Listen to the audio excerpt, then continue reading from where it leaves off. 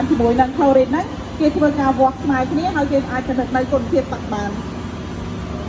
여기에서는 전에는 액화 염소를 사용했는데 안전을 위해서 현장에서 염소를 제조해서 쓰고 있습니다.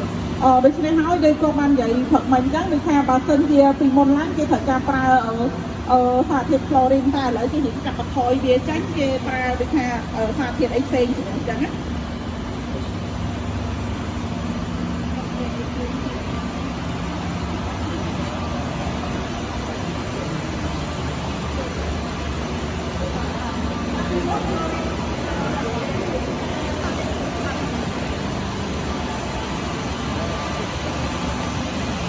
Selama main via dân hoa 여기 밑으로 물이 흘러가고 있습니다. បើថាបើនៅខាងផ្ទៃខាងក្រោមហ្នឹងគឺវាមានលំហូរទឹកកំពុងហូរ 그 위에 음식재를 주입할 수 있는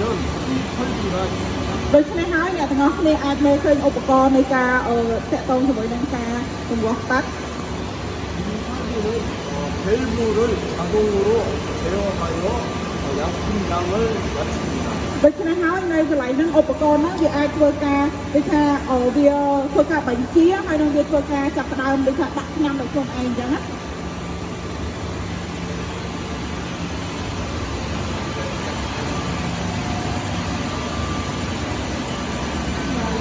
ទឹក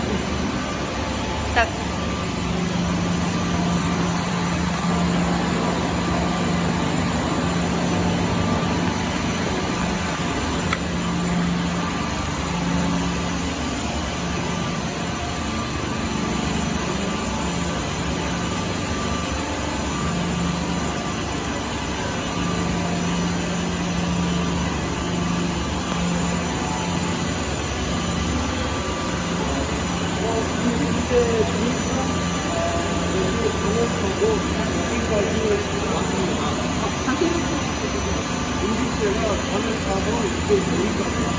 តែថាតាក់ទងជាមួយនឹងយើងអាឆ្នាំ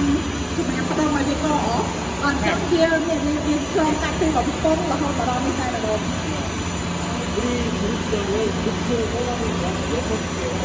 ដូច្នេះហើយនៅខាងក្រៅស្ថាប័នយើងគឺទាំងអស់វាមាន6 각각 음식재를 주입하는 거로 ដូច្នេះហើយវាធ្វើការទទួលនៅ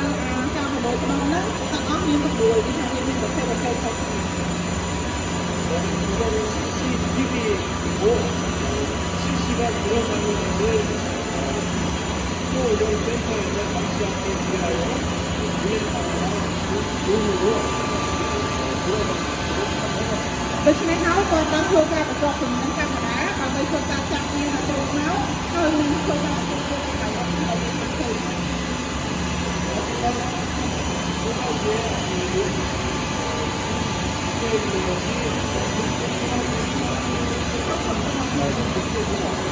នេះគឺតាក់ទងជាមួយនឹងម៉ាស៊ីនបើវាធ្វើគោលលេខគ្នា